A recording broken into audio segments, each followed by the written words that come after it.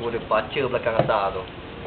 Dia dapat lesen, berapa lama kau dapat lesen tu, kau kan suruh baca belakang atas tu, apa yang undang dia belakang tu. Dia kalau emergency memang tak perlu kau sign.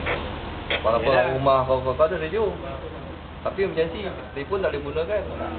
Kita boleh guna di mana-mana jalur. Polis pun kalau kita dapat jalur lain tak ada dengar. Kalau boleh polis tak jawab, polis tu akan disoalan tak.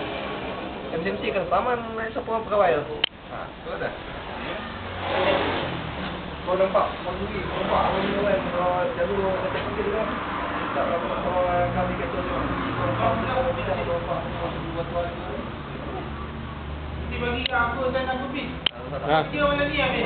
Malam. Ya, Jadi apa pun jalur. dia kira terbuka lah. Den, soalan Den. Soalan. Abang naik sikit.